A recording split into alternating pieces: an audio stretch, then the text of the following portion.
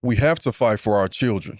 We have educated ourselves on environmental issues and the health threats from nearby polluting industries. We have not waited for government to come in and determine the cause of our illness. We may not have PhD degrees, but we are the experts on our community. Hazel M. Johnson, the mother of environmental justice.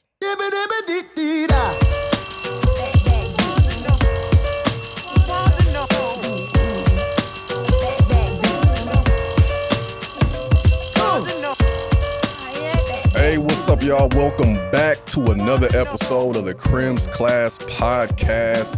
I'm your host, Mr. Ernest Crim III. Some of y'all might know me as an Emmy-nominated producer, TEDx speaker, but all in all, I'm a Black history educator who likes to use our information and overlooked histories to help provide equity, justice, and empowerment.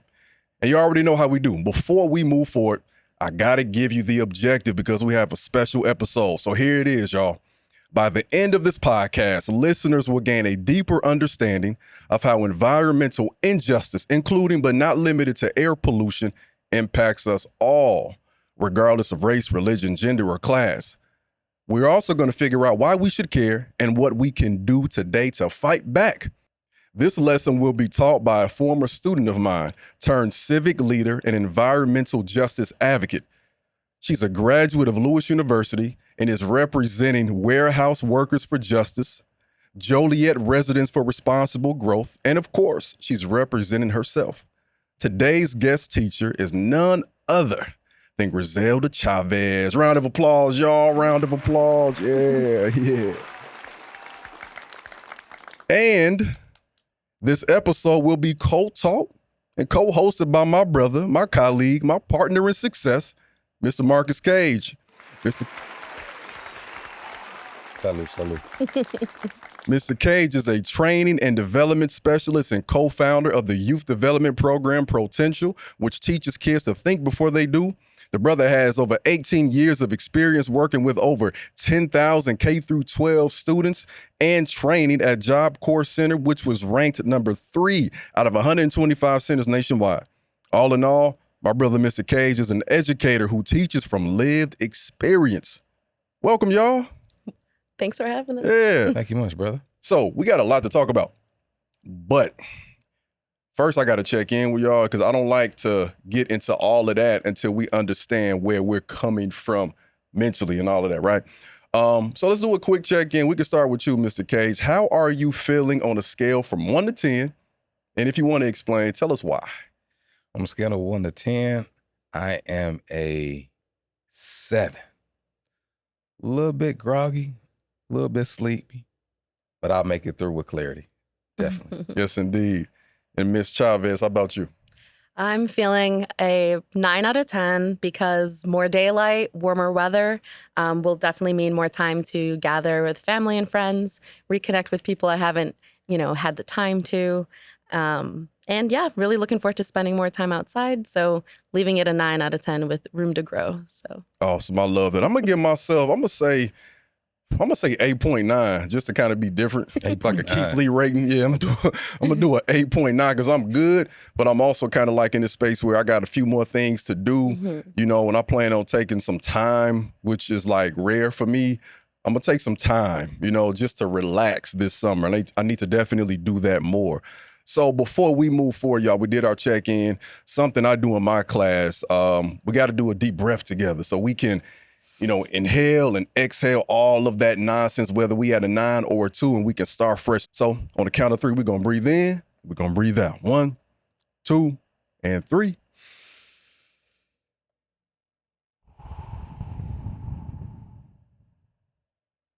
All right.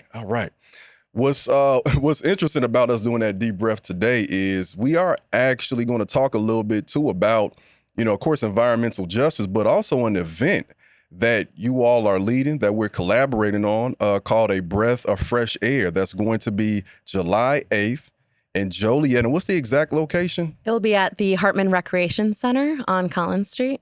Yeah, and that is, remind me of the time too. It'll be from 4 to 7 p.m. on July 8th. Okay. So that's a Wednesday. And that's going to be in Joliet, right? Yes, that'll be right there in the East Joliet area. So everyone from Joliet to Will County is invited. Just a bit about it. Warehouse Workers for Justice, in partnership with Lewis University, will be hosting a community fest and rally for people in Joliet and Will County to come together, learn how to take action, and really just be in community this summer. We'll have free food, activities for the kids, and resource tables, especially with the support of Joliet Unity Movement, Crim's Class Nonprofit, and the Southwest Suburban Immigrant Project. So really for the past year, we've been working together to understand the air we breathe. And at this event, people can really learn what we've discovered so far, explore civic engagement tools, and help turn awareness into action. So we will be able to learn how anyone in Will County can help monitor the air quality this summer and build healthier communities. You know what I love about this? I love what you're doing because it impacts everybody. And you know, with certain issues, like of course, with a lot of my work is forward facing, talking about racism and racial issues. Certain people can say, well, that doesn't really impact me. I still disagree. I can prove to them it does impact you regardless of your background. But with environmental issues, without a shadow of a doubt, everybody is impacted by it, regardless of where you live. And I think what I also love about this is we're shifting a little bit because I taught you before. Now you're teaching me, right? This is something I knew about, talked a little bit about occasionally, but it's not something I knew about to this level before we started to collaborate. And just being honest, like growing up on the south side of Chicago, I never really had those conversations. You know, I never really thought about why, when I was growing up and I'm getting off on the highway, you know, growing up a few miles away from the Altgeld Gardens, why it smelled the way it did, right? Mm-hmm. You just assume, you might know it's a landfill, or you just think it's just something going on, right? But you don't think about why that's happening, but also too, why it's primarily next to a Black community, especially a public housing community. And you begin to find out that these issues are not just about like the unemployment rates in our community or food deserts. It's going down to the fact that cancer rates are increased because of the environmental dump and waste. And essentially what our communities typically are viewed as to politicians are dump sites, you know? Mm-hmm. And I think that's an understanding that I came to as you began to teach me about this. And it has honestly been one of those paradigm shifting moments. Brother Cage, what was your understanding of environmental issues growing up? None. That's real. That's real. Reason being is because growing up on the east side of Joliet, I've been in Joliet my entire life. When you are conditioned in an environment and you're not exposed to anything outside of that environment, you succumb to the norm. Coming in contact with Miss Griselda, I began to understand. I was awakened. And my first awakening moment was after we decided to work together on a project. And I was walking into Joliet Central. And each day I always ground myself. How am I feeling? What am I smelling? What am I seeing? Internally and externally. I was crossing the street to go into the castle, Joliet Central. And this truck, this red truck, a Chevy, one of those big bodies, came through, and I inhaled all that waste, those fumes. Wow. But I wasn't aware of it until I really came into contact with her, because that was my norm.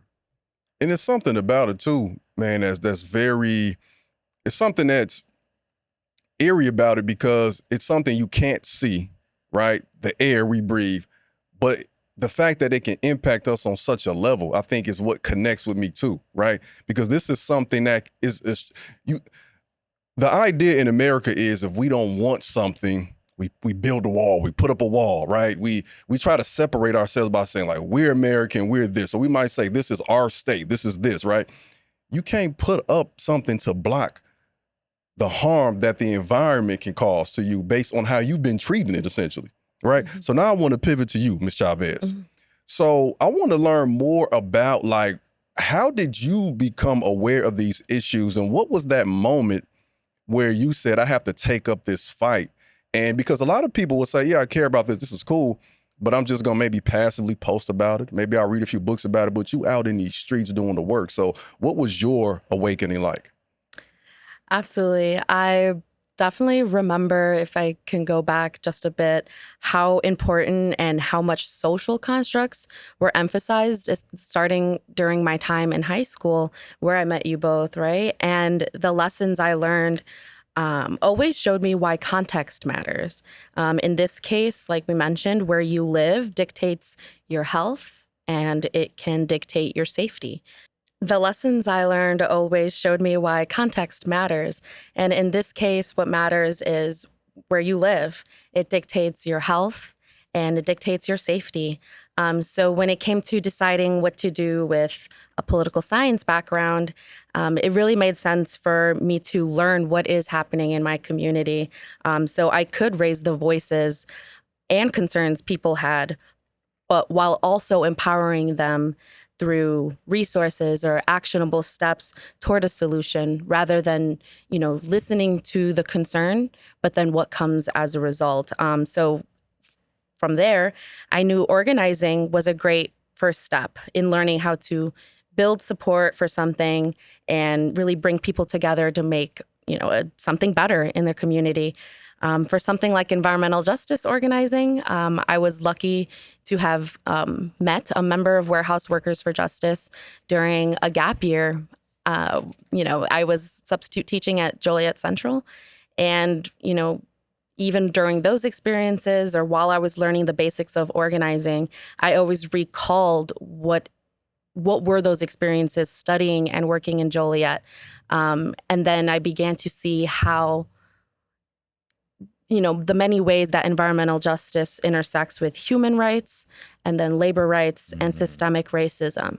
So these three areas, very important, but also ultimately remained like the roots of my reasons for going into organizing, especially with being the daughter of immigrants. I always felt people who work hard to provide for themselves, for their family, they should be able to have a fair chance at enjoying the fruits of their labor and living in a safe and healthy community.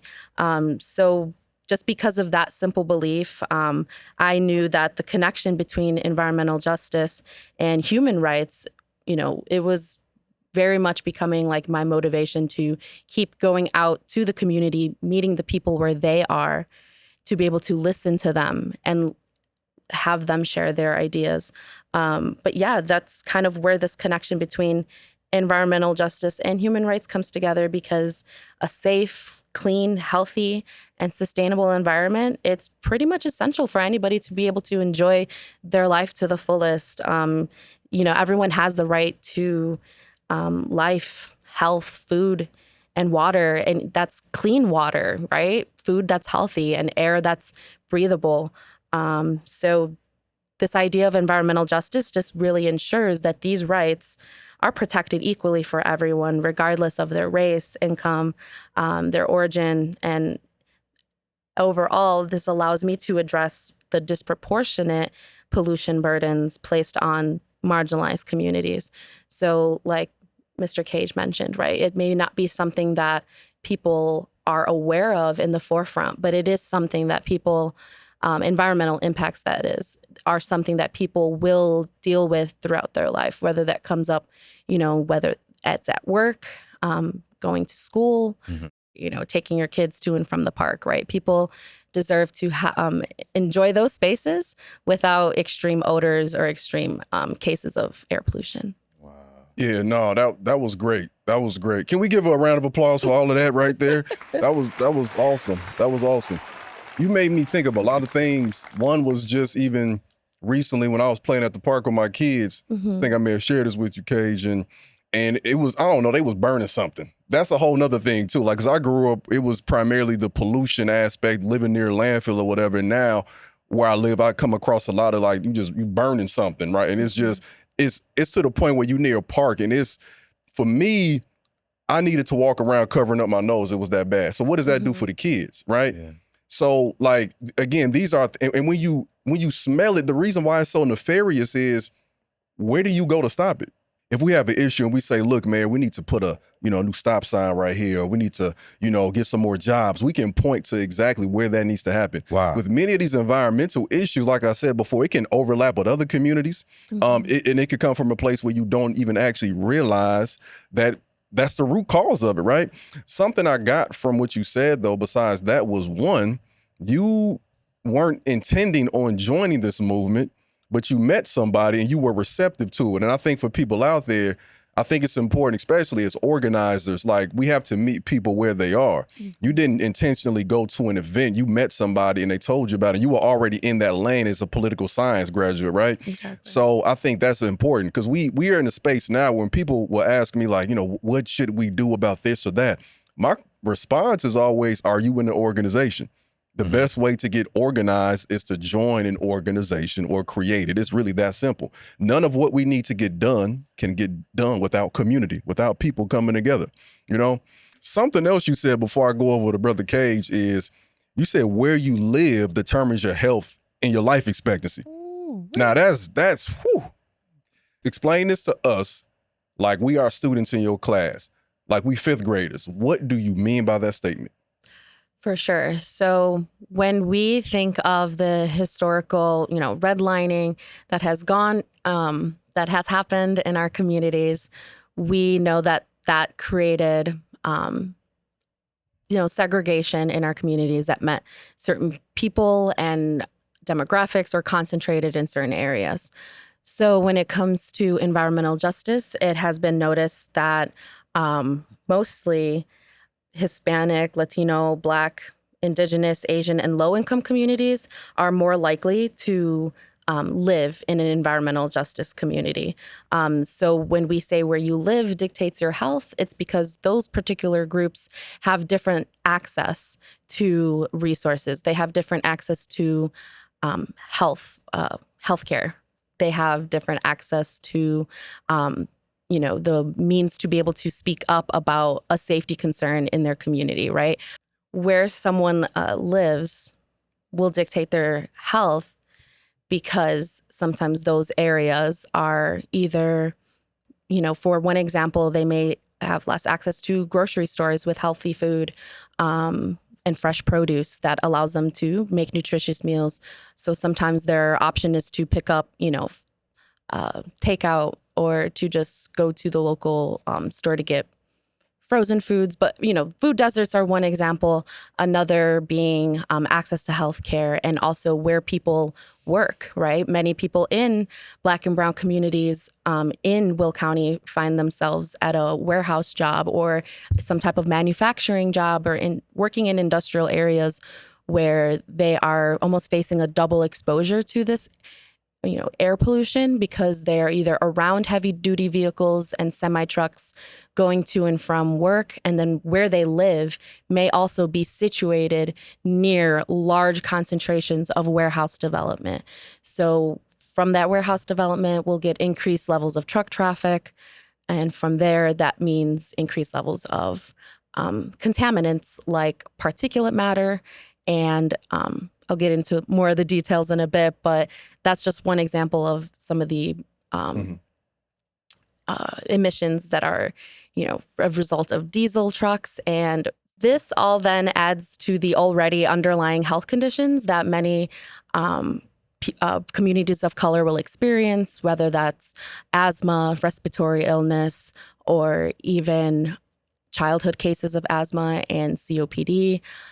We even see elevated levels of diabetes and high blood pressure in communities of color.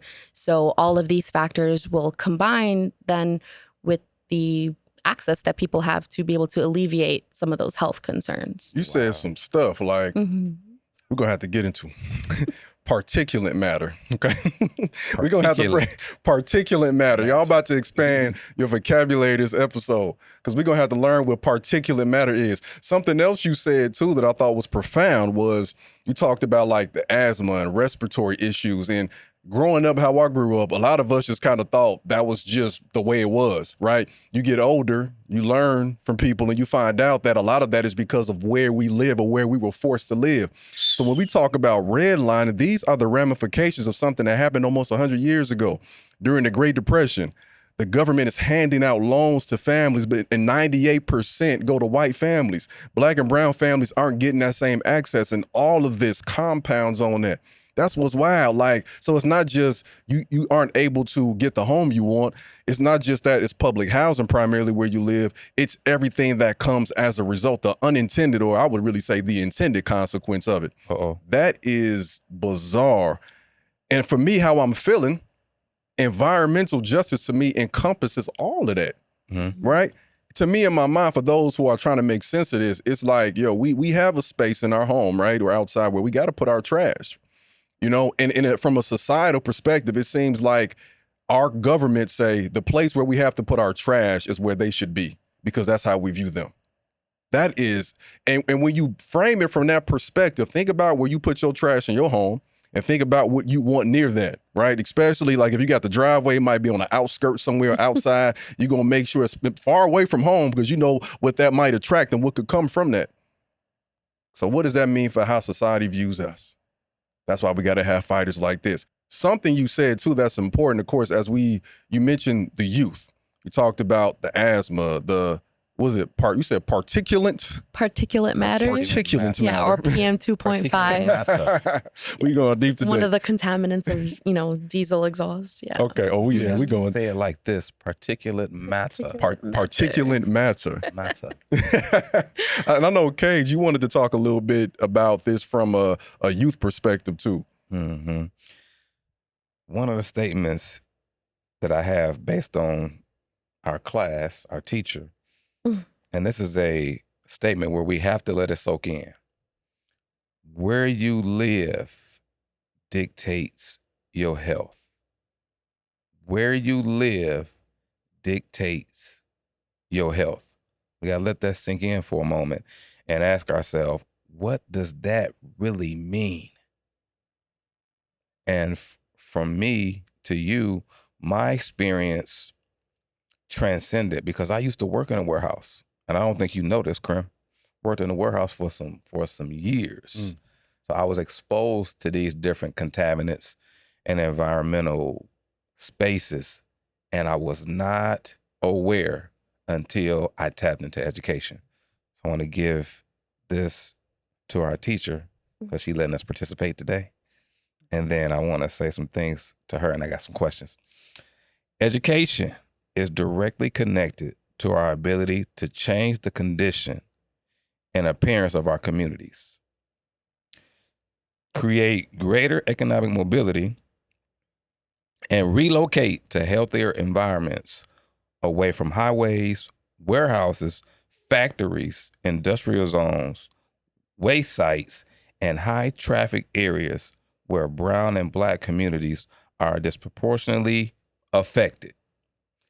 I want to commend Miss Griselda because what I've seen her do is she's taken the education that she gained at Joliet Central through different variations and people and a family, of course, and she has transformed it into lifestyle outside of the institution and created such an impact.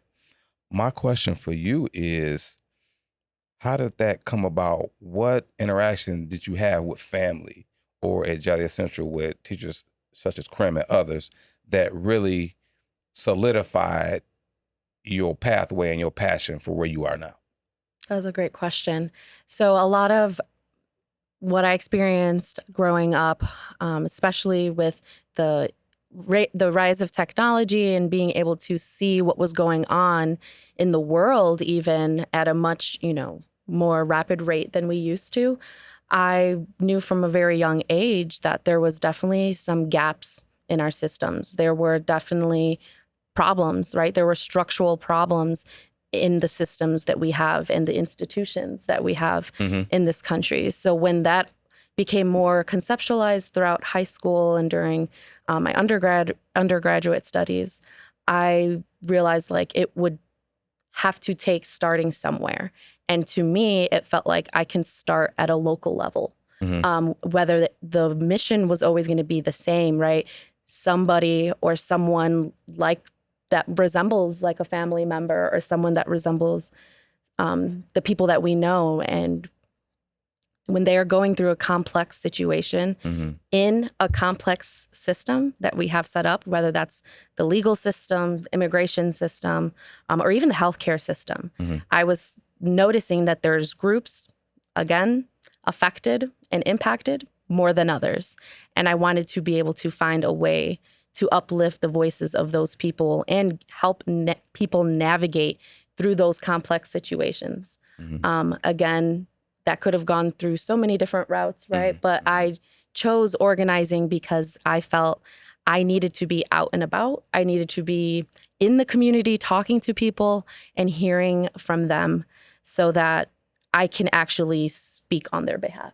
Yeah. Like, how can I talk about the impacts or the health impacts of diesel emissions if not talking to the people most impacted? And that would have been the case if I worked in the legal setting, right? If someone was going through a situation like that, you want to be a resource for them. And luckily, finding myself in this space, I've been able to learn the different ways to be a resource for people. And then sometimes the problem or the issue that somebody is having, you'll be able to say, like, or even just talking to people about this topic, you can relate it to maybe something they are going through already in some way. And that's how intersectional that this environmental topic becomes, because you can talk to someone about their health, about their job, just about their daily lives, and relate it to these topics of environmental justice. Yo, I want to make sure too, shout out to Sally, you know, if you know, you know. Yeah, shout out to your mom. If you know, you know, because she's an educator too. You know, before I had you, I knew her, and she is always, I mean, I could tell where you get it from, right? You know what I'm saying? Like, she is going to make sure that our kids get what they need, right? She is going to make sure that she speaks up. And I would imagine she's very proud. Because for me, as my kids are younger, but when I see them growing into some of the things I was trying to pass to them, it makes you proud. And it's like, because the thing that makes me proud is, as a teacher, parent, is when children, and you're not a child, but, you know, like when you do what you're doing.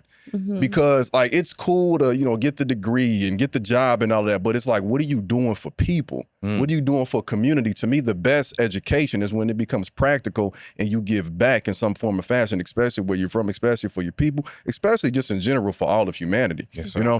So I want to ask a question based on what you said, Kaysen. As you were talking, it occurred to me that you are Gen Z. Right. I guess that's the that's what they call y'all. Yeah, that's the label. Yeah, you know, and as a millennial, you know, I think one thing we probably have in common is, like, people, they always like to blame us for everything. For a long time, everything was the millennials' fault. It was like, oh, these millennials, they da-da-da. And it's like, y'all like never take into account the world we inherited. Like, I'm like 10. How did I cause any of this? Like, I'm 15. How did I cause any of this? Like, help me adapt to this society. But you are someone who, again, it's not just the posting. It's the most effective work is always going to be in connection with the people on the streets and stuff like that. What do you think it takes then to galvanize Gen Z in the midst of all of the social media, smartphone distractions and all? Y'all have seen a lot of trauma. Let's be real. Like, this ain't, again, we gave this to y'all. In the midst of all of what you grew up in, how do you think you were able to break that mold and not follow the path of so many others in your generation?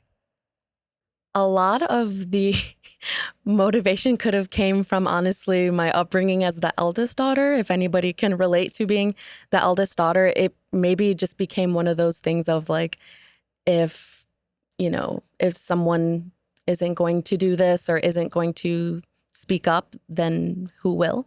And luckily, entering into this space, I've learned that there are many people that had that same mindset. So surrounding myself with people with surrounding myself with like-minded people when it came to noticing the problem and what the potential solutions could be in our community, that helped a lot. One of the many things too that I had to consider was the expectation to get a degree that's going to, make you the most profit and allow you to, bring bring everybody else with you along the way. But what I had to realize was kind of similar to what you mentioned. What can I do with the opportunities I was given? And how can I show people, show the young people, especially in Joliet, that those same opportunities still exist for them? So maybe when it comes to like, how do I make this something that the youth cares about? It's just that, right? How to show them that they don't have to strive for the expectations that weigh down on us, even if we're just striving to do like the main goal. Like, what was the main goal, and how can we strive to do that? Again, being around like-minded people was super helpful, and just really listening to the elders, but listening to young people at the same time was something that really helped me. So however to make that seem trendy, that is definitely the goal. But yeah, information sharing is going to be a huge part of it. So any way that I can then make that interesting for young people is definitely the goal. Yeah, I think what we have to figure out then too, from an organizing perspective, is what strengths does Gen Z have growing up in this generation? Because that's always I've read the books, I've read the articles, I taught Gen Z. I know that there is, for every generation, we've dealt with a lot, right? But through that, there's something a strength that you gain from that experience that makes you particularly, I don't want to say dangerous, but useful and beneficial to a movement. And I think that hasn't been discussed enough, because it's usually just all the cell phones, this, cell phones, that. But within that, what have you all gained? And I think that being able to connect with folks around the world and being able to create. And I mean, the other day, well, actually yesterday, and she's not Gen Z, but it's still whatever, same thing, kind of, maybe Gen Alpha, I guess. My 4-year-old grabbed my phone. And I once I realized, I grabbed the back, and she was like she's in TikTok messing with some of the filters. And I grabbed the back, and I, just kind of playfully just, hey, hey, I'm taking my phone back, whatever. 3 hours later, I'm watching the game. Probably the greatest finals game ever, in fact. And it's on a commercial break. I check my phone. I go to TikTok, right? Because my attention span, I'm on TikTok on a commercial break. And I see she posted a video on my page. This girl posted a video. She was in her sister's room, and she had some filter with a pickle up. And she was just like, and she found a way she didn't do it intentionally, but it was like a clip from one of my previous podcasts over that with the filter. And I'm thinking, like, how in the world, I know it wasn't intentional, but how? So I'm saying that to say that you all growing up immersed in this mean that you have a special ability, because if you talk to it, like, again, you said you're in a community with elders. If you ask an elder to post a short form video on TikTok, 60 seconds, using this back, they're going to be like, what? Yeah. So there's opportunity, and even bridging that gap, because the mindset we often have as educators, me and Case talk about this a lot, is we are so arrogant. I'm going to put myself in that because I'm an educator. We are arrogant, and we think that we know everything. We think because we got that degree, we taught for 10, 20 years, we 50, 60, whatever, we got tenure, we're near graduation, that we know everything. All you know is what you graduated with. And that was 40 years ago. So this is a whole new world. Like, for me, it's always, I teach my lesson, but now it's like, what can y'all teach me? But there are some things that technology and money can't buy. And what I got from what you said is you were in community. You can't change that. Community. And with elders, do we still value our elders, y'all? The lessons, the stories, especially with us being able to document so much, we have to make sure we are documenting our elders' stories, because and I know that they ain't in the books. So we have to tell the stories and document the stories, because they have been overlooked. Wow. Elders, being in community, and as the oldest, you had responsibilities. Our kids have to have something. It could be just garbage duty. It could be sweeping the floor. Like, everybody has to feel like they are welcomed in a community, and beyond that, needed in a community. Yeah. You can't, like, no type of cell phone update is going to change that to me. And I'm glad you said that. Wow. I think that the institution called education has sucked the life out of learning. And I'm referring that because the event that's coming up in July is called A Breath of Fresh Air. What Griselda has done, along with, our help as far as collaborators, is she is spearheading informal and non-formal education. from a culture and community standpoint. And at times, because we've been institutionalized, we don't see that as education, because what I'm hearing is that I'm hearing a lot of words as far as information.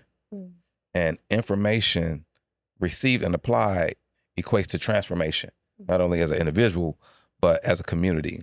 And I say that to make a couple of statements, and I have a question for you. The interaction that we've had with you on this project, and for me, it helped me learn how to fight an invisible enemy, because the enemies that are most dangerous are the enemies that we cannot see. My question for you, a breath of fresh air, where did this name come from? And tell us a little bit about it. Absolutely. So one, shout out to Crim, because he partially had this creative idea to call at least a portion of the event a breath of fresh air. We knew we wanted to emphasize it as like a community fest, something that was fun. Again, how to make some of these topics popular and, engaging with people is to give them a chance to have space to enjoy themselves, but then also receive some information, receive resources. So a breath of fresh air is kind of like a reminder to take a breath and bring everyone back to the roots of, what it means to empower one another to take action. And that does mean being in community. So an event like this is a great example to, celebrate the wins, show people that there is power in numbers, but then invite them now to be part of the planning, right? What do they want to see? What do they want, where do they want to see this information about air quality or about volunteer opportunities, right? Somewhere where people go to one event or one location and they can get this type of info, I think is super helpful. And being able to show people that there's many ways to get involved and to volunteer in not just Joliet, but the broader Will County really shows people that regional cooperation exists, despite maybe the lack of trust for those institutions people have either been let down by or have just had to deal with in general. That's one thing too, that we remind people that this work or the ideas and bringing people together would still exist even without the organization, the institution. It's natural. It's like innate to, our cultures and just who we are as people. Yeah. So a breath of fresh air, this community event is really a chance to do that and be a model for the younger ones, right? To show them these lessons that we've learned from our elders, but be a model to them that this is what it takes. Even if it is a fun event that has food and music and it's going to be a great time. So definitely try to make it. But besides that, it's also making people connect some of the things that they deal with to even something positive, rather than just only thinking about the negative impacts or only thinking about the ways that education has let people down, for example. Instead, we can see what were the tools? How do we use technology? How do we use everything that we have as to our advantage? And that could just be starting with the people, starting with the information that we have, and how do we make that engaging for everyone? It's amazing that you say that, because as I reflect on your comments and the overall conversation that we having, one of the major components of transformation in our communities as individuals is experience, and not being limited to my own life experience. One of my most powerful quotes that I ever typed out and wrote was that your experience is not the experience. Because if my experience becomes the experience, then I'm limited. I'm self-imposing restrictions upon myself, which can directly impact the community. And I say that because when we talk about the event, we're talking about an experience. And when people walk away, knowingly and unknowingly, that they've learned something, is connected to the experience itself. Because so we will be there. Because y'all gonna learn about particulate matter, and I think no. Particulate matter. Particulate matter. Yes. And that is, help me out, July 8th. Yes, it is July 8th from 4 to 7 p.m. at the Hartman Recreation Center in East Joliet. So be on the lookout for the address and more details to come. And when you see Griselda, make sure you say particulate. What is it? Particulate matter. Matter, particulate Yeah. matter. We ain't even talk about what that is yet. So we're going to have to get to that. But this is important, y'all, because we have, again, going back to what you said, regardless of generation, we have to be in community. We like the thing about what hurts today is we know too much. We know the problem, and I tell people we know all the bullet points of the problem. Once I know the problem, once I know it's a tornado coming, I don't need to know how many miles per hour. We had a tornado watch the other day. I just know it's a tornado coming, and I'm out. Yeah. I'm going to the basement, right? Exactly. So when we get all this information, then we have to be able to galvanize and be in community with people, and that's what this allows us to do. Social media, ChatGPT, all that stuff can't replace that. So we need community, like you said. We got to learn from our elders. And then when we get there, you join an organization or you start an organization, whatever, and you learn what your responsibility is to our community. Now I want to talk a little bit more back to the environmental justice stuff about when we began to collaborate together. You wanted us to help with community outreach and to gain a better understanding of how our community feels about air pollution and truck traffic. Now, on the surface, what that got to do with each other, right? So I want to gain a better understanding of why we should care about truck traffic, particularly in maybe urban communities.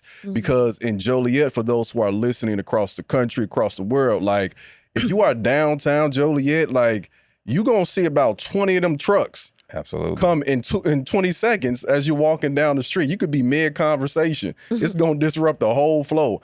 And the infrastructure gets ripped up. Like, it's a whole bunch of stuff that happens. And I want to kind of, talk about this in a way that we got nothing but love and respect for the truck driving community, right? Exactly. You know what I'm saying? We got folks in our circle. That is very difficult work. This is not to demean them. This is to talk about why government entities feel like it's okay to divert that traffic to where we live and why we should care about it. Uh-oh. What does truck traffic have to do with air pollution? And why should people in general be concerned about truck traffic coming through their community? Okay, that's definitely a question worth asking. The first thing to mention about truck traffic is to take one step back and think about where are those trucks actually going, where are they coming from, and why are they just idling like on the side of the road in numbers that we maybe haven't seen before. And that is definitely going to be because of the growth of the warehousing industry. And what we saw post-pandemic was the growth, or was probably going to happen anyways, but we saw the growth of online shopping and e-commerce, and that led to then the huge increase in the number of warehouses we see, specifically in Illinois, because of where we are geographically. We are near, bodies of water. We are near rail. And then as a result, the highways that are also close are going to allow for more developments to be attracted to Illinois. So this increase in the number of warehouses, the increase in how big they are and how many truck trips they generate is kind of how it all comes together. So to just kind of put that into perspective, the more warehouses, the more trucks, then the more diesel emissions. And then from those diesel emissions, there are contaminants, a number of contaminants that are harmful to our health, whether they are carcinogenic, right? They could cause cancer. But one example of those, one of the contaminants is something that is microscopic to the eye. We don't see it, with the naked eye. It is called PM 2.5, or as we were also calling it, particulate matter. We finally got there, y'all. There we go. Particulate matter. Exactly. Matter. So the diesel trucks, right, that are coming to and from the warehouses, they emit this same pollution at startup while they're idling, and especially while they're traveling at lower speeds. So the thing that many people mention when living near warehouses or trucks is they can see the diesel exhaust, right? But the thing about particulate matter is that it's so small that it can enter your bloodstream, right? And from there pose those serious risks. So these pollutants, along with others, can irritate your lungs. They can cause respiratory or even cardiac diseases like asthma, COPD, stroke, and very honestly, even death. There was a recent study that found that people living near warehouses are exposed to air with 20% more nitrous oxide than those who don't. And nitrous oxide, or NO2, is another type of those diesel emission contaminants. So, yeah, this just really poses a greater concern for really the most vulnerable groups. This includes pregnant women, infants, children, and senior citizens. So the reason we connect the truck traffic to air pollution is because we see the concentration of warehouses being mostly along the industrial corridor in Will County. And if we overlap that map of like where the warehouses are located with, let's say, like a map that's showing, you know, the demographics, we're going to see those warehouses more concentrated around Black, Brown, or even rural communities as well are impacted. So, yeah, that's kind of where the two come together. And Can you, so with all of that, I want to make this connect to people nationally, because I don't think they understand what you're talking about. It's not just Joliet. It's not just the Chicago area. It's not just Illinois. Joliet, how did you say this before? Is the number one what? Oh, so I think what you are referring to is Will County having North America's largest inland port. What does that mean? Right. So that's a great question. So many of us know about coastal ports, right, where ships come in to eventually load shipments onto freight, onto rail, right? And then from there goes into trucks. So the trucks that have to drive through our communities to get to warehouses or to go to and from the warehouses and the distribution facilities, they will come across eventually something called an intermodal facility. And that is where you see the exchange from, you know, shipping from rail to the trucks. So Will County is home to Center Point Intermodal Facility. And that is known as one of the largest inland ports. So because we are, again, very, very favorable geographic location near bodies of water and rail, and then this intermodal facility makes truck traffic even more attractive to Joliet, because there will be thousands of trucks going through this facility every day. And then as a result, we see them go through our residential areas when there's rerouting going on, or there are detours, or if there's construction going on, then we're seeing that in combination with the truck traffic. So really people, from what I've heard, they have noticed this in the last couple years, and they notice it getting worse. And so, yeah, many people just have a lot of questions if, what would it take to get the trucks to go, somewhere else? Wow. Mm-hmm. I've been through those areas, and it's like a whole nother world. Right. When you travel through that Center Point area. For sure. And then to relate it to even the experiences of people in other cities, Long Beach, California, we'll see in New Jersey, they have ports as well. They will be dealing with these same environmental impacts and health impacts that we see here in Will County. And of course, they have, their own climate change concerns in other parts of the country and around the world. So really, air pollution is just something that is talked about in many other areas. But the difference and why we talk about it here is because it's disproportionately impacting people. We're seeing higher rates of asthma in certain populations than in others. So that's where it comes down to, like, why does it matter for here in Will County? Well, that is because we are, definitely seeing a lot of commerce go through our communities. And while that has to do with, other jurisdictions, right? Ultimately, people see it. They see the companies, they see the warehouses that are being built in their backyards, that are being built close to their schools. And then they're seeing the truck traffic surrounding the parks that they're trying to bring their children to. And ultimately, maybe the one thing they feel is missing is like, where's our benefit, right? Why are we seeing all of this industry, but then our community is still missing a grocery store? So that's kind of why I brought up like the food deserts earlier, is like some people will be, seeing all of this growth, which is great. We want the development, but we want the development to be responsible so that, again, the trucks aren't going to destroy our roads or cause concern for safety for pedestrians or just even other drivers.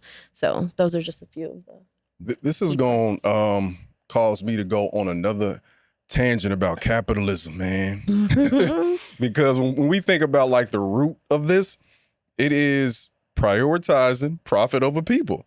Like you said, so as a society, we are more reliant on online ordering and things of that nature. That increases the rise of warehouses. Like you said, I like how you connected all of that with trucks coming through. And these trucks are coming through with supplies and items for people through communities that don't even have access to fresh food. Like, what I'm saying? Like fresh drinking water probably, right? Like these are issues that impact us, but like it comes from that root, that mindset that says that we have to do whatever it is to make money, even if it's at the risk of putting communities at risk with health. You talked about diesel emissions leading to higher rates of cancer. So these diesel emissions are, again, a nice word, another big word, carcinogenic. Carcinogenic, right? We talked about particulate matter. We talked about asthma. We talked about increased incidence of stroke, right? I mean, and I think when I hear that, it just reminds me of how, like, if somebody passes away, right?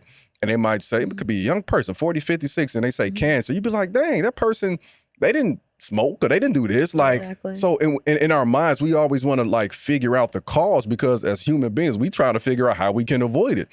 But there are some things in our society where it's just like, again, because of where you are born and having ignorance about the impact of that can honestly be deadly. The thing I'm thinking about now is how when I grew up, so the benefit we had growing up in our era was we found out about how harmful smoking cigarettes was, right?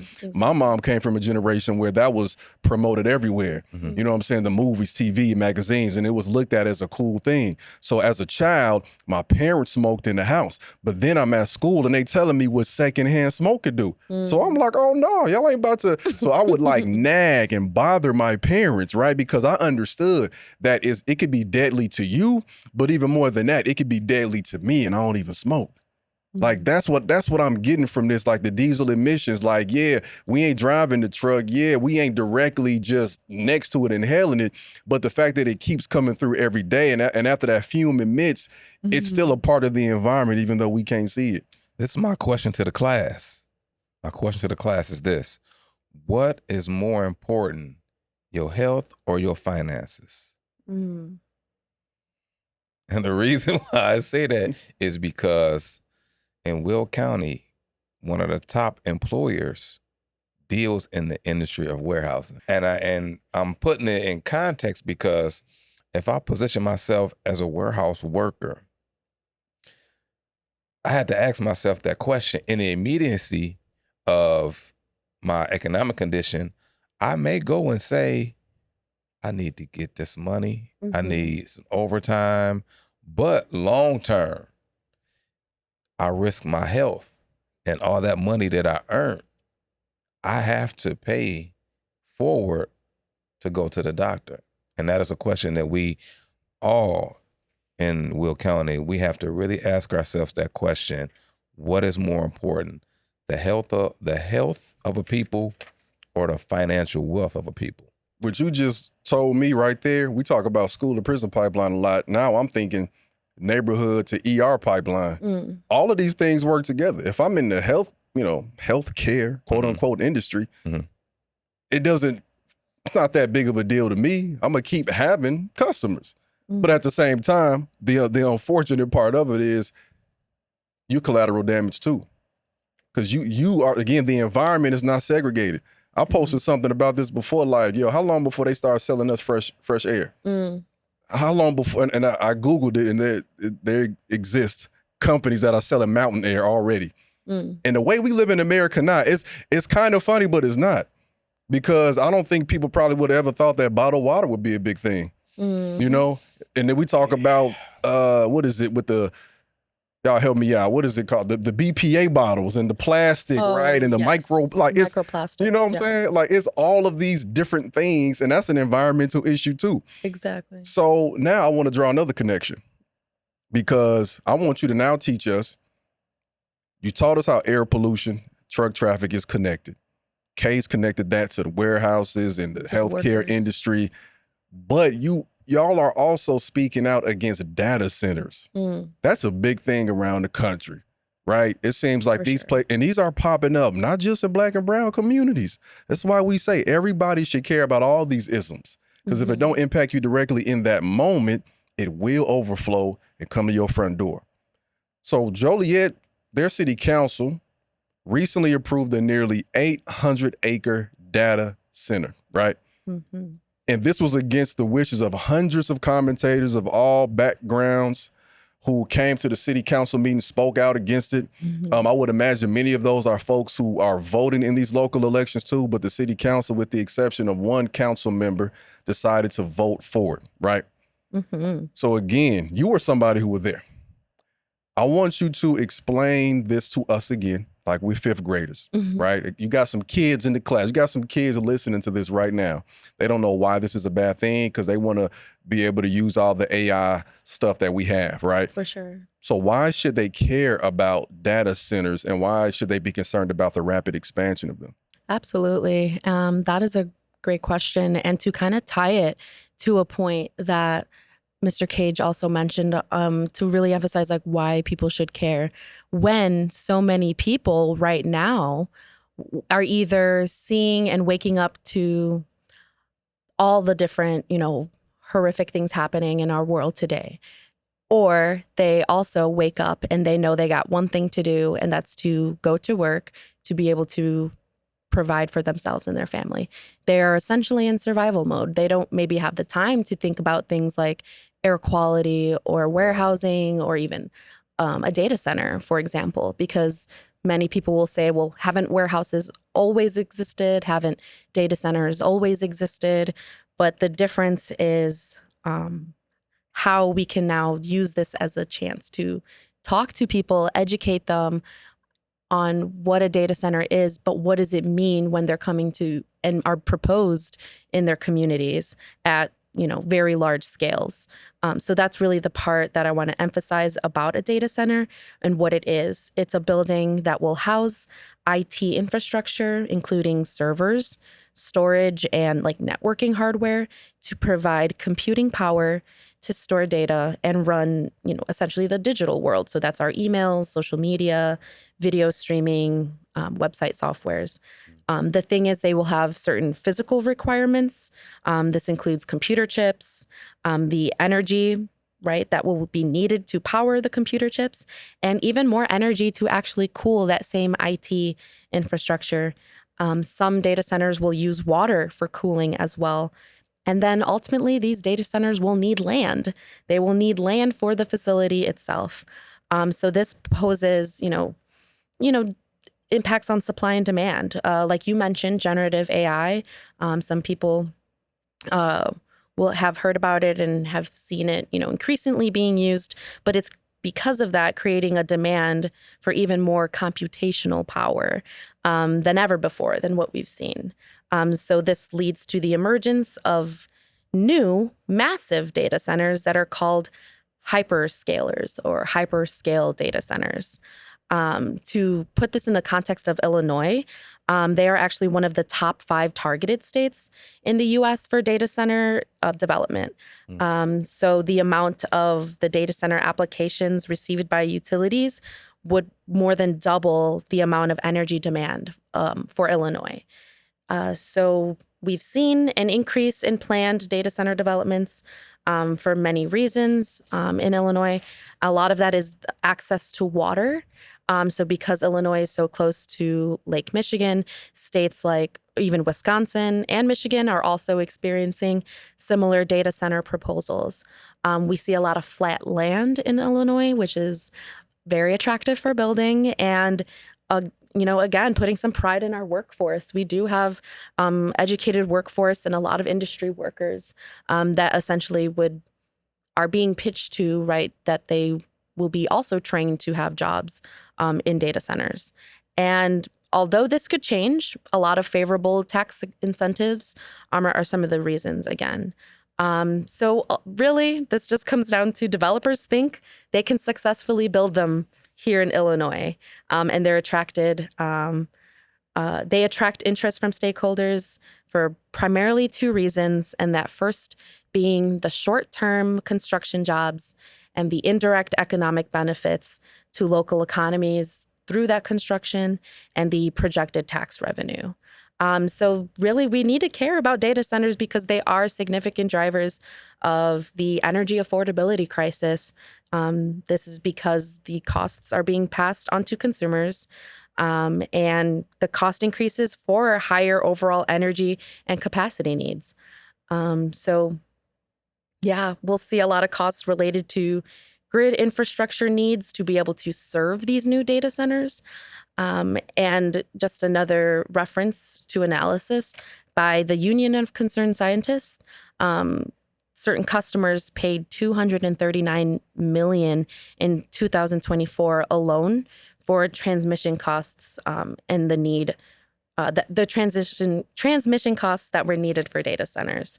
So yeah, I can dive more into about the project in Joliet and bring it back to kind of what we're dealing with, and based off of the, some of the public record that was cited in some of the complaints. We are concerned about this development because the project would annex and rezone hundreds of acres that are adjacent to existing Joliet residential neighborhoods, and essentially using this now for industrial data center use. So yeah, it's really going to construct multiple large-scale data center buildings, and it's going to consume large volumes of water for cooling. In a region, by the way, the city of Joliet, they have publicly acknowledged it must spend more than $1 billion to secure a long-term Lake Michigan water supply, because currently the aquifer is being depleted. So all of this happening while Joliet and other neighboring communities are, in the process of securing Lake Michigan water. And then on top of this, and one thing, again, that we've been talking about this whole conversation is it's going to increase truck and construction traffic, with some of the complaints we're already hearing about truck traffic. We just, we want to see a little bit more time and study when it comes to some of the things I mentioned. So if you live in a community that already has high rates of truck traffic and you are near where this construction is going to take place, whether we're talking one in Joliet or otherwise, you are facing two battles then right there, because the already truck traffic, that's the existing truck traffic that's coming through, and then the data center construction, and then what it's just going to take to upkeep it. That's also, like you said, that's going to increase our water bills, right? For instance. Now, correct me if I'm wrong. I've also heard that these data centers need a particular type of water. Doesn't it have to be like purified water, or is that a misnomer? So different data centers will use water differently. So that's one of the pieces of information we've been trying to really research with the development proposed in Joliet. Because there are so many different ways to cool the servers or use water, it has really called for some regional cooperation with regards to water, because that is already a concern for people. Even the sanitization of their water is a concern. There are people that live either close to us or somebody that we may know that doesn't have access to clean drinking water.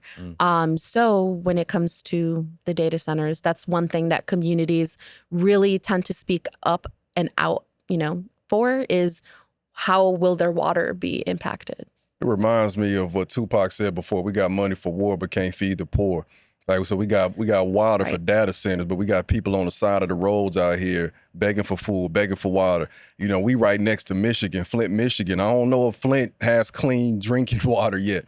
There are communities in Northwest Indiana, you know, again, lead in the water, right? I mean, this is, and I feel like there would be a higher precedence and priority set on making sure those data centers have the type of water they need as opposed to people. And then if and when the bills go up, then that's also impacting people getting water at their house, right? Exactly. So what I want to kind of segue into now is some of what we can do and some of what you have done, right? So you were one of these residents that spoke out publicly against this data center. Saw you up there. I was watching it with my kids. I was like, oh, that's my former student right there. Y'all look. Let's go. Let's go. And as you were speaking out against it after they voted for it, you were approached by Joliet's police department. So I want to take a second to look at this clip, and I want to just ask you, for one, why you decided to, because again, I've made statements over the years, and you never feel, it's never an easy feeling to speak in front of the council. I think Not they at all. psychologically set it up that way, because you go up there and talk and they like almost like a half circle around you and they just staring and they don't give you any type of response, and you talk and they can't really say anything. They're not supposed to technically. So you just kind of like, all right, I said my piece. Yeah. I hope y'all care. Right. You know? So let's roll this clip and then let's talk about it after. Hello, my name is Griselda Chavez. I'm a lifelong resident of Joliet, and I thank you all for being here tonight. But I'd like to first ask, do you know if everyone here sitting in yellow is from Joliet? Okay, and as a community, we are paying attention. Speak, please. We are watching everything that happens, and when you all try to discredit us in our expertise, that's very insulting. People have been spending time doing research since, honestly, even before October, because we've known this to be a problem since before then, compared to the people who have been showing up for the past 2 weeks. And we are very curious if they are here on their own pure intention, or were they told to be here? Okay, as a community, we took your vote and we demand the following: a 3 to 6 month moratorium on existing preliminary and final plan unit developments for data centers in Joliet. This is an agenda item. And this would allow for Miss, ample this is an public agenda education. item. Okay, Yes. Can't talk on agenda item. okay, I will change the subject. Thank you. The city of Joliet should really base their decisions on anything when they can wait until, and to not misconstrued, wait until the Power Act SB 4016 HB 5513 is passed. you're This isn't still on the agenda. item. Is passed in this is not on the agenda. Is passed in legislative session and begins Yes, it is. implementation. John, We also demand that data centers should cover their own costs and bring their own power. Public participation during each phase of development. The bottom line. Okay, this is not about it. Bottom line, we've heard. Let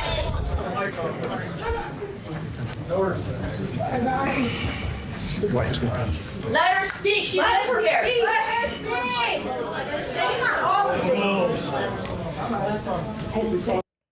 Let her speak. Let her speak. That spoke volumes. For those who are just listening, the police came out towards the end of that video where you heard the crowd erupt.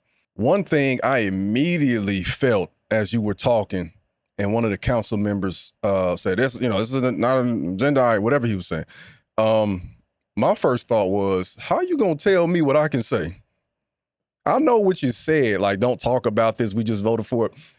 But it's public comments. How you gonna tell me what I can say in a building, in a meeting for us that I helped build, that I keep the lights on for with my tax money? How you gonna tell me what I can say? That's what I always want people to understand. Politicians, They ain't kings, not queens. They work for you. It's not the other way around. That money they take out helps provide funding for them. They are elected to represent us. Y'all already did what you did, so what's the issue with me speaking against it? And what I really love about what you did was you gave them demands. You was like, I see what y'all did, but we saying you gonna do this. So I want you to tell us, first off, why did you do it? And then also too, how did you feel as they were telling you to change the subject and the police came? For sure. So first, I made the comment because I really just wanted to highlight the paths forward. Like, what are the paths toward regulation, and what could the inclusion of public participation look like despite the approval that occurred before the public comment? But with regard to how I felt, I would say it all pretty much happened so quickly that I didn't really notice until after exiting the council chambers, received a lot of phone calls from family and friends. And once I saw the footage, did I realize how many officers were present. So I could definitely, after that point, see why it did not look okay and why it did look excessive. But yeah, overall, I would, again, I wouldn't have silenced myself in that moment because of hearing the results of that approval. I think it meant so much to residents that did stay until after the vote and still wanted to provide their comment. It just really shows strength that they, people were not ready to back down even after that point. And yeah, I mean, leading into it, I can explain a bit more about how that fight is still ongoing. So Your composure was amazing, but it's natural. It's natural because who you are. And I want to highlight as an example to any middle school or high school student or any college student that her demonstration of emotional intelligence was amazing. Because too many times, especially with quote unquote minorities, and I hate that word because it sends other signals or whatnot, but oftentimes the portrayal of a group of people is not in a positive light because of views and clicks and the monetization of those views and clicks. exactly. If we had the right mindset, you will be viral. You will be viral because of how you handled yourself with composure, consistency, dignity, and respect in comparison to the energy that was being projected. So that was an amazing teaching moment for us to view. And I commend you for that. Salud, salud. Thank you. I think oftentimes, too, to your point, the intention is to provoke. The intention is to get you to respond to whether it be passive aggressive tactics or overtly aggressive tactics, and then you become the person that, she lost, she went crazy, she flipped out, she another one. Yeah, like they grabbed her and she grabbed her hand back, The and stereotypical angry Right. Latina, right. you know. And I do want to say, like, the anger is justified. Exactly. The reactions are justified. But we also want to make sure that we are proactive in how we approach these things. And we never want to go into these spaces without an understanding of what could happen and what we should do in those situations. Yeah. Because when you are going up against something like this shines the light on you. Like, making this decision outside of just posting online, like, I'm against data centers, you make yourself a target, right? And that's not a bad thing. It makes people aware that we are against you. We are against this. And we will continue to fight this because we know it's not the right thing. What I want to ask you then is, because you started to talk about some of the things that you were demanding and some of the things that you will be doing. Now, from my understanding, as of this recording, there are some things going on. So, like, it wasn't just a statement. You know, to quote Marshawn Lynch, y'all was about that action. Can you explain what happened after that? For sure. So luckily, luckily, grassroots organizations and community members from all backgrounds within Joliet or even surrounding communities came together. We've led town halls and conversations that were both virtual and in person to educate and inform each other about this topic of data centers and overall why environmental justice is so ingrained in the issues that bring us together. We really saw this we saw this in the past, and we reminded people like, hey, we acknowledge those of you that have been through this before, whether that was with the No to North Point campaigns or the water affordability campaign from past years. So like those and this, some of those fights are still ongoing. And in recent events, a group of Joliet area homeowners and neighbors have filed suit. So they have filed a lawsuit in the Will County Circuit Court against the city of Joliet and the developers that are behind the proposed data center campus, that is asking the court to set aside the city council's March 19th, 2026 approval and stop construction until the project can receive the public review and environmental review that Illinois law requires. So the group that is leading these efforts, that is Joliet Residents for Responsible Growth. So shout out to JRG.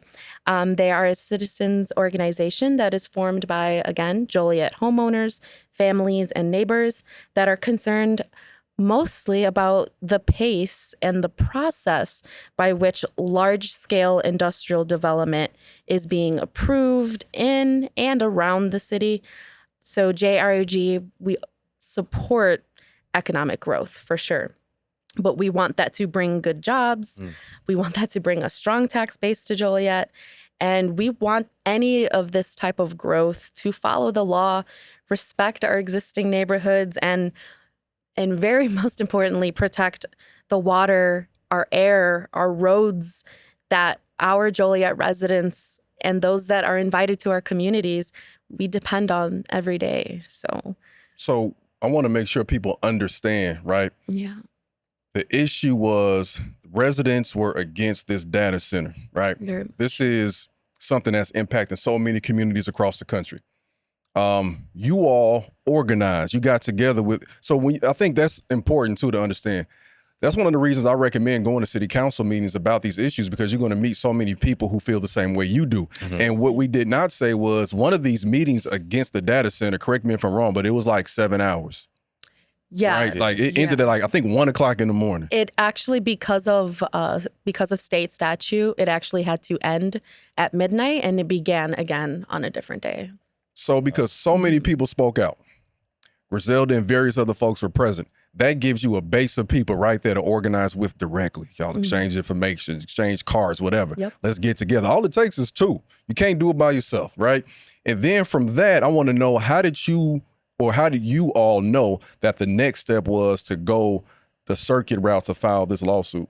Good question. So just like you mentioned, the building blocks, being able to show up to city council meetings, even comprehensive plan workshops, many people were meeting there as well, exchanging information. And from there, a lot of us were either new to organizing or have dealt with something like this before. So some of our first instincts were to reach out to those other communities that have been dealing with data center development. Just to name an example, Aurora is our neighbor and is also dealing with existing data centers and, newly proposed data centers as well. So while they were able to enact a moratorium and ordinances related to data centers, we figured, why would Joliet not deserve any type of protections? So yeah, really what it came down to was seeing what other communities were able to do to fight back, learning from them, and just listening to the people. And we knew that we can present them with many ways to get involved. We can present them with volunteer opportunities for XYZ, but we knew at the forefront, people were thinking about this data center. So we knew we had to continue to take lead and show people that, and reassure people that there are people, fighting for them and advocating for them in this space. That is a very practical way to fight this. And I want everybody that's listening or watching this to understand that even if you protest on the front end and they still approve it, that's not the end of the story. Oh, it's true. Yeah. You still have an opportunity to Very fight. true. And the most important thing is to make sure you are surrounded by people who have a common goal in mind. Mm-hmm. So as we get ready to wrap up this class session, you know, one of the most important things a great teacher does is we give homework.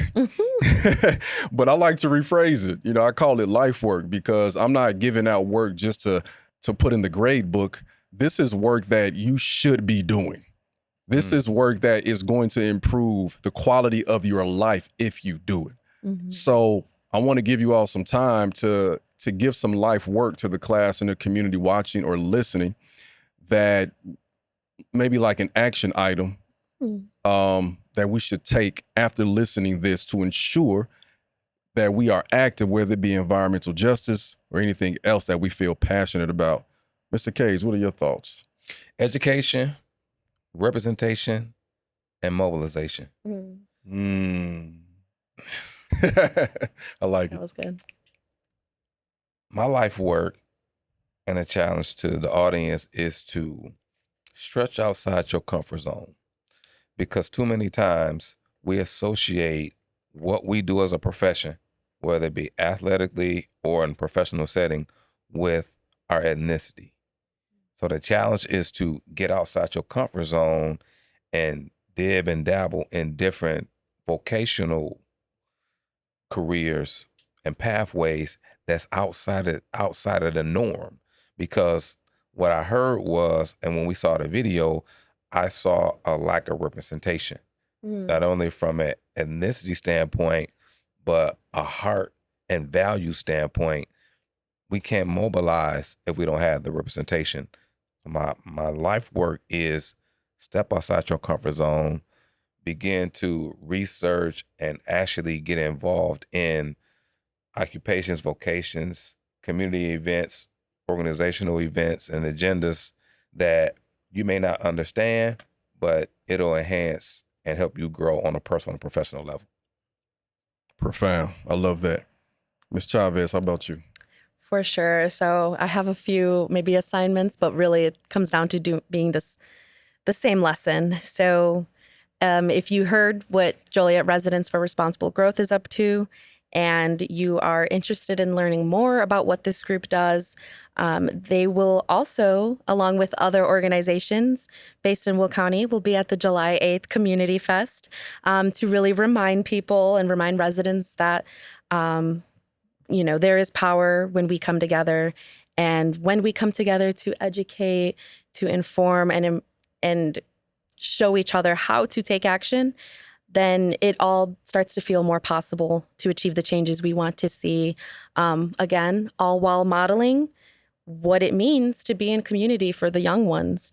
In the age of technology, it's really important to bring people back to their roots and really be able to keep each other grounded during this time. So what better place to do that than to host the event at the Hartman Recreation Center located in East Joliet on July 8th from 4 to 7 p.m. Many of us probably have memories playing there at the Hartman Center as children. And so now it's time to continue showcasing our parks and taking up space and really promoting our community unity and resilience. So anyone listening, it's really key, like Cage said, to educate yourself and really use reliable sources of information. It's important to, keep track of some of the policies that we have in place so that they don't continue to lead to environmental inequalities that appear near our homes. For sure, we need to hold our leaders accountable. That includes myself, right? There's always ways that leaders can be a voice for people, but then what they do after listening is really key.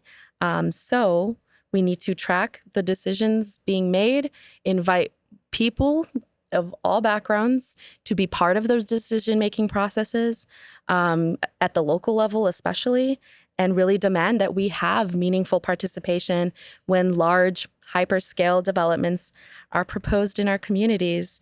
So to check us all out with a call to action. The first step ultimately to everything I mentioned in taking action, the first step is showing up. Finding community is, again, natural for us. Most of us lean on someone at some point, or we are the person someone is relying on. So the life work in this case includes showing up as the first step. From here, we can learn together to create strategies that allow us to prevent more harm in our communities and spend more time building sustainable solutions rather than just reacting to problems with short-term Band-Aid solutions. I love that. Can we give them both a round of applause for that right there? I was about to cut for both of us. Yeah, y'all got a lot of life work today, because I got to give you something too. That was beautiful. Extra credit. This will be extra. Okay, credit. extra credit. Mine is extra credit today. So mine is going to be simple. Going back to what you said when we talked about the Gen Z portion, I'm going to demand that y'all get in community with like-minded folks. Get in community with like-minded folks that care about issues that you are concerned about. Make sure that you talk to our elders. Learn from our elders. Document those stories, especially those who paved the way in the thing that you care about. It's cool to read a book about them, but what's even better is being in conversation with them. And if you can, document it. Last thing I will say is join an organization and pick up a responsibility. Join a committee. Do something. You have the potential. You have the purpose. Now it's time to get active. And the most important life work is make sure y'all come out to that event, July 8th, right? A breath of fresh air. Be there at the Hartman Center in Joliet, Illinois from 4 p.m. to 7 p.m. We're going to be talking about all of this. We're convening so that we can have marching orders to mobilize. And we're going to talk about a variety of things, including the things that we learned about today, like particulate matter. Okay? Particulate matter. Yes. Particulate matter. All right? And I'm going to close this class the same way I started it, y'all. We have to fight for our children. We have educated ourselves on environmental issues and the health threats from nearby polluting industries. We have not waited for government to come in and determine the cause of our illness. We may not have PhD degrees, but we are the experts on our community. That's Hazel M. Johnson, the mother of environmental justice. I'll see y'all in class next time. Peace.